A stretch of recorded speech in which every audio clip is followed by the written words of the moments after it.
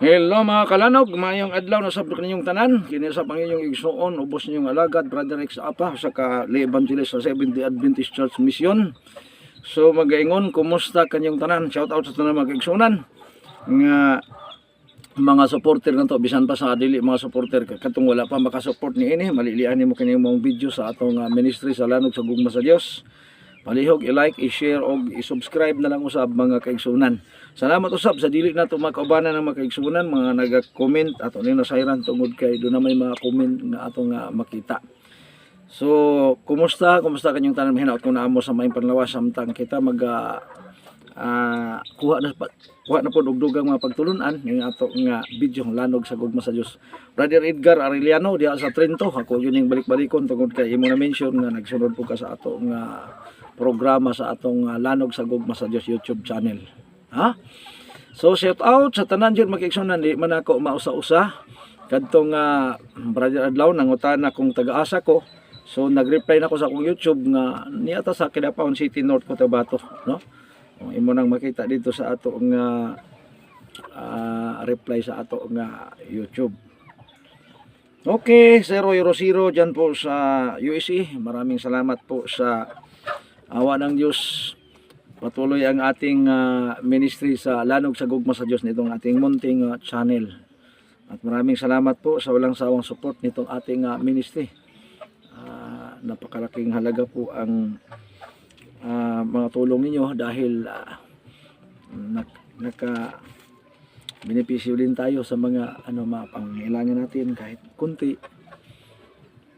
Importante tayo po masaya dahil ang gawain ng ating Panginoon, magpatuloy po tayo. So diha sa Kulungan, Santa Maria Davao Occidental, sa ato nga mga kaigsunan diha sa dapit sa Kulungan, sa Seventh-day Adventist Church. Yung ato mga kaigsunan karon diha sa pamilyang Gabaya, ipaabot ang mga pagpasubo. So kita-kita tawag sa gabi o sa akong nadunggan hangtod pa sa Biyernes siguro, no? Tungod kay matod pa sa impormasyon nga akong nakuha, wala available nga mga pastor tungod kay ito sa camp o asa sila nga dapat ni adto. So kini yung ubos nga igsuon tungod sa pagpakita sa akong gugma sa Ginoo. Unsa man ang akong mahimo, unsa man ang akong makaya, ako ning buhaton tungod og alang sa gugma sa ato nga mga kaigsunan nga ato pong naangkon gikan sa Dios. So niining atak na daghan man nga mga kaiglesia nga wala nato mag-greet. So mag-igsunan, mag-comment lang mo unya kadtong dunay handom nga makatabang usab bisan ginagmay ni atong ministry. So mapili ni mapaabot dinhi sa ato nga YouTube channel, no? Ang ato nga mapadayon kining bulhaton alang sa pagpalanog sa gugma sa Ginoo. So pahiluna mga kalanog tungod kay duna na po kita hisgutan karon dinhi agi og counter reaction pagpanubag sa mga gipaabot pod sa atong mga kagalaan, mga amigo na to nga mga CFD ug sa uban pa nga mga pundok, mga kapasturan nga diin ilara pong giuyunan kining buhat sa pagkahubog or paghubog-hubog kung balik-baliko na mga igsuon. So nining atak na atong hisgutan kining kabahin sa ilimnon nga makahubog unsa bagyoy atong makuha niini.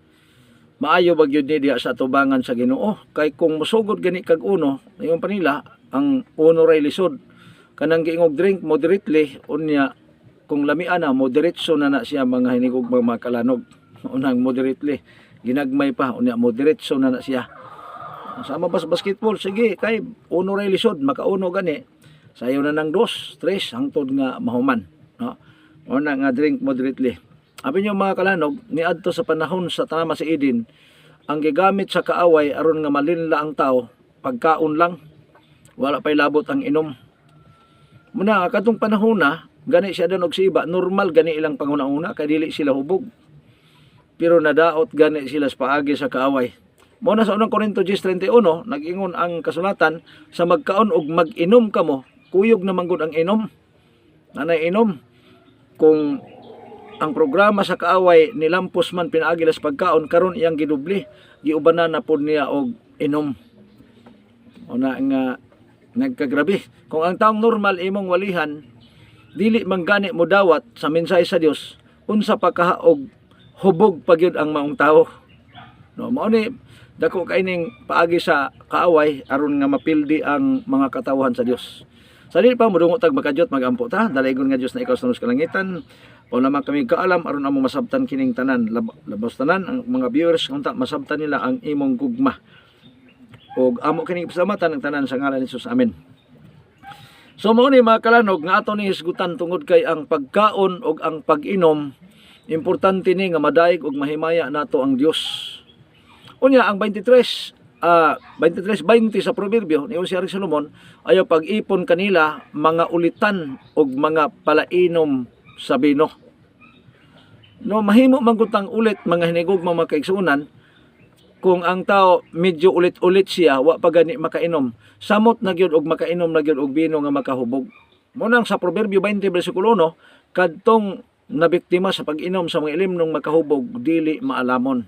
Mao ang bitaw na nga sa reels mga hinigog mga kalanog ni Stalwart ang matod pa nila Adventist kuno sulod sa sobra 20 ka tuig. Pero natinga ako nganong wa gyud siyang kasabot.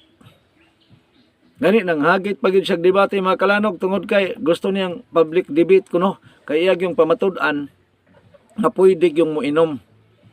Wala man ay problema sa ingon ako sa mong reels, inom kag imuha. Naamang kay kagawasan pod. Pero sayang kaayo kay man dating 70 Adventist unya wa makasabot og doktrina sa Ginoo.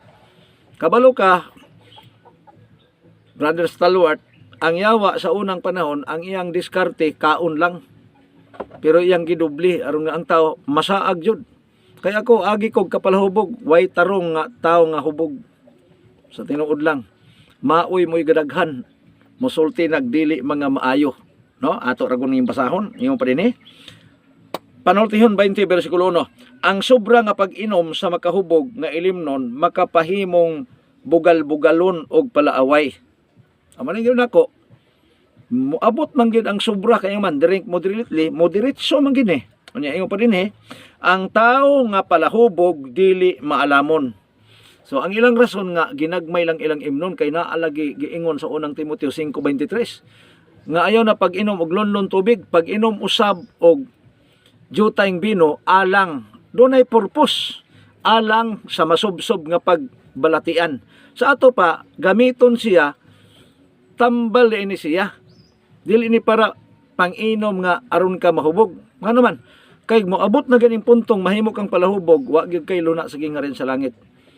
Nakaron og nindot maning palahubog kay gidipinsahan gyud labi na si JC Bisira. Stalwart karon nangugat na, nanghagit na. Nasuko na gyud siya, haman. Na membro na mahinoon si Dragon, 12-17 sa pinadayag, ang Dragon nasuko, mibarog. Gigukod ang babay ug ang kalihot sa babayng nagtuman sa kasuguan sa Dios. Ang pagkahubog mga hinigog mga kaigsuunan, ilan ang gigamit kay doon naman ko'y mga tao pod nga nahubog dinis bala ang kasulatan. Atong tan-aw ning ilang gigamit nga paborito nilang teksto aron pag-support sa ilang kinabuhi aron po sila mahubog. Niya dinhi Genesis 9 bersikulo 20 ug 21 nag-ingon dinhi mga kalanog. Sinuwi usa ka mag-uuma og siya mao ang una nga nagtanom og ubas.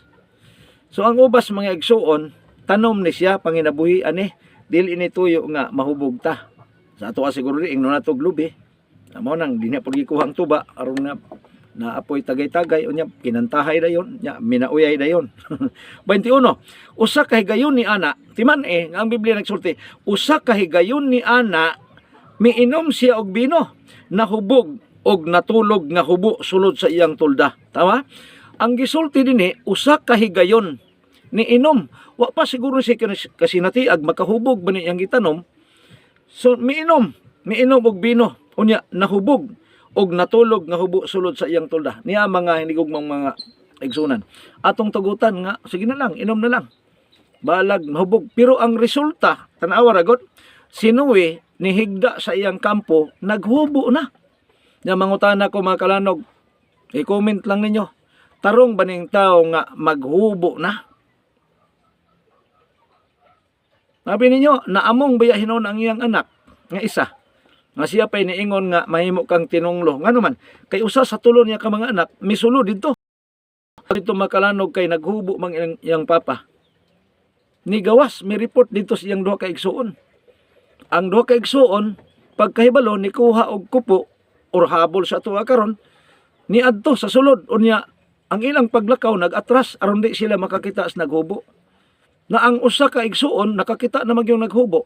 Ni resulta na naepektuhan pa yun ang iyang anak tungod sa pagkakita niya nga didto siya sa iyang tulda nga natulog tungod sa kahubog unya naghubo na.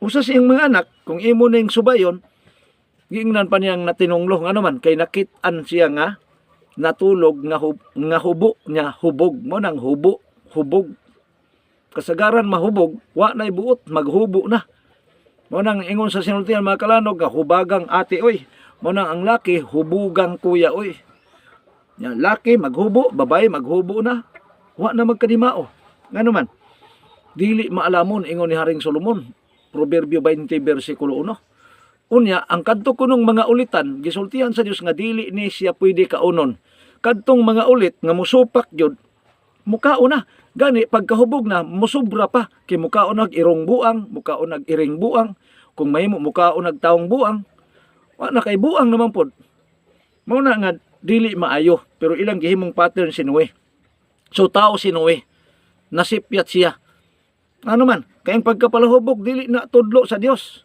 unang Korinto 6:9 ug 10 ingon si Pablo wala ba mo masayod nga mga dili matarong dili makasulod sa gingaran sa langit.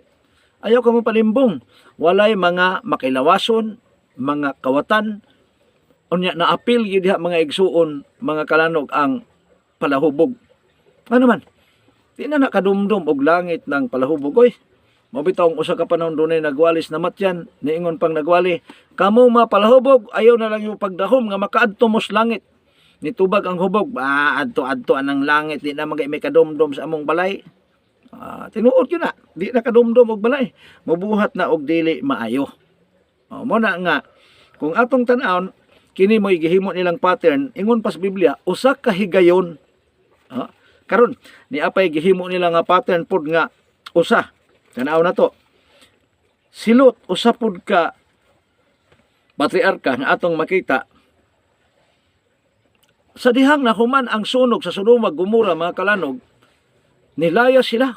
Misibat na sila gani ang asawa ni Lot nahimong asin mo nang sa 17:32 sa Lucas hinumdumi ang asawa ni Lot o doon na istorya doon na ibuti pasabot ang Dios niya na no nganong pahinumduman ang asawa ni Lot dili man si Lot tan-aw si Lot mga igsuon pagkasunog misutoy pero ang asawa wa makagwanta milingi gyud mitan-aw sa iyang mga anak ug iyang mga apo nga naa didto unang nahimo siyang asin yung panilagi silutan ko sa Dios taas ng istorya hunon kay kung mahimo ding asin silot di ay mo na nga ipruiba na kung silot manggaling nang hitabo sa asawa ni Lot ipruiba na sa mga magwawali nga ang mga tao niya pagbalik sa Ginoo silutan niya mahimong mga asin kay ingon si Kristo sa Mateo 5 ingon pa niya kamo mao ang asin sa kalibutan do na di ay buot ipasabot ni ana karon balik ta dinhi sa isyu sa pagkapalahubog dinhi mga hinig mga kaigsunan samtang si Lot ug ang duha ni ka mga anak nga babae nagakakuyog na nabalaka ang mga anak ni Lot nga basin og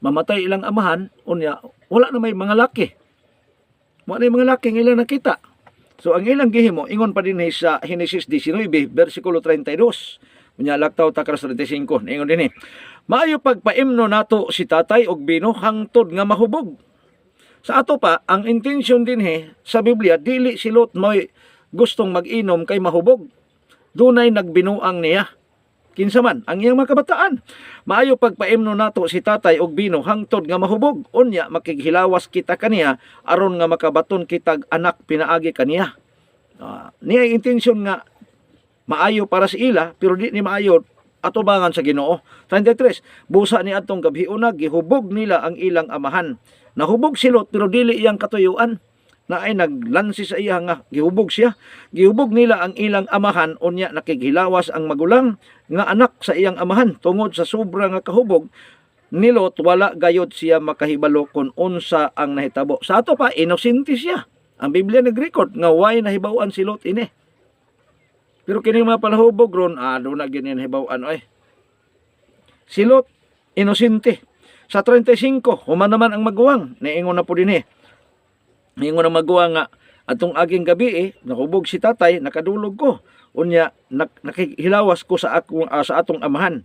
Sa 35, busa gihubog na usab nila ang ilang amahan ni anang pagkagabi og ang manghod na usab ang nakigilawas kaniya.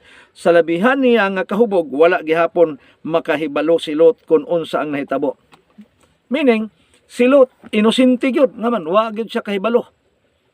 Pero moingon po na nguban, siya wa gyapon siya kahibalo nga adtong nilabay gihubog naman siya.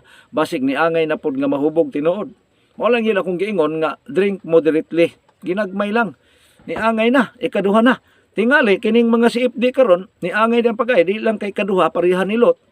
Wa pa gyud sila nga, ingon nga giatek sila, kung di sila gyud mismo. Ano man, kay gusto gyud sila nga mahubog.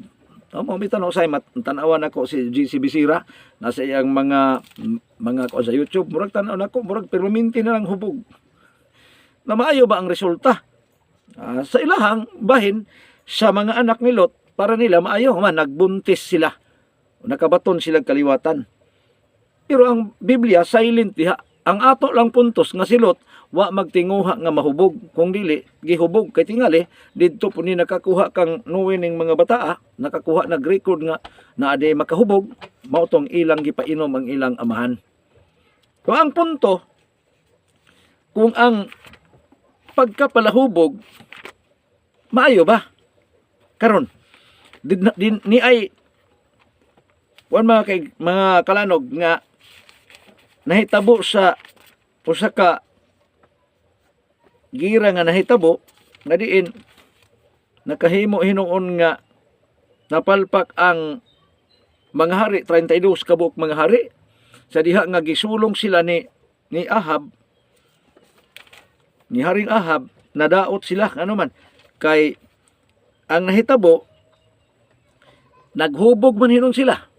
So, walay maayong resulta. Dili na lagi maalamon. Unang hari, 20 versikulo 16. Misulong sila sa panahon sa kaudtuhon o udtong dako ang pagsulong. Pero nga nung way nahimo nga dipinsa ang mga hari sa diyang gisulong ni Ahab. Yung panini, samtang si Ben-Hadad o ang 32 kahari nga iyang kaabin. Hinumdumi nga, 32 kahari, pertining liguna. Naghubog sa ilang mga tulda. Ang problema, wa sila makadipinsa kay mga hubog. Wa nagiayong blansi. Kay mga hubog man. So, ang nahitabo kung imo ning largon pagbasa, nangalagiw sila, nanglaya sila, o napukan sila sa pagsulong ni Ahab ngadto sa ilang kampo. Ano man? Tungod kay mga hubog sila, mga hinigugmang makalanog. Wa na mayong blansi. Karon, dinhi puntas mga espirituhanon nga mga leaders. Ingon din sa Isaias 27, versikulo 3. Ingon din yatak-yatakan niya ang Samaria, ang daw korona nga bulak. Kanang yatak-yatakan, meaning patay. Nay korona nga bulak. Kanang koronas patay. Nga garbo sa palahubog. Naon sa din palahubog? Garbuso na din yung palahubog. Nga naman, di na palupig. Permaminti na insakto. Rawa istoryahing hubog, di ba kanunay siyang insakto. Mauni nabalon sa palahubog. Tuyo ni siyawa aron nga mahimong dili lang sa pagkaon kundi diya usab sa pagkahubog. Nga naman, nga garbo sa palahubog nga mga pangulo sa Israel. Tanawa, ultimo ang mga pangulo. Nakaron ang mga pari kuno. Maman tinuod man kay may mga pari magis Biblia. Pero unsay nahitabo mga kalanog tungod sa ilang pagkapalahubog. Niyara rin 27 versikulo 7. Apan karon nagsusapinday sa kahubog ang mga pari ug mga propeta. Ang mga propeta nagkasinayop sa ilang pagdawat sa mga pananawon ug ang mga pari nagkapangdol-pangdol sa ilang paghukom. Suwa na magkadimao mga kalanog. Tungod sa pagkapalahubog, pero si stalwart karon nagikan sa SDA nangugat nga makigdebate. Nang tambag nako, ayaw gyud mo pakigdebate anang taong hubog kay di gid na kabalo maminaw og insakto. Kaya nga man, hubog gihapon na. Actually, bisag wa na mahubog, pero kaya ang doktrina nga gi-adaptar, okay raman ang palainom hangtod mahubog. Sa espirituhanon pod nga doktrina, kanang iyang doktrinang nadawat, bino pod sa kapon ni siyag hubog. Nga man, di na ni kasabot og kamatuoran. Manghagit pagdebate. Mauna, nibalik sa Katoliko, kay aron lang yun nga iyang labanan ang pagkapalahubog. Una nga, luoy ta kung mutuotas mga panudlo nila nga okay ra gyud og mahubog. Ang hubog mga hinigong mga kanog walay maayong resulta. Tuuhay ko ninyo kay ako dugay pug kong palahubog. Wa kay maayong makuha pag abot sa panahon nga magsakit ka, way barkada nimong muduol. Ang ilang rason ginagmay lagi nakaibaw man ta nga ginagmay.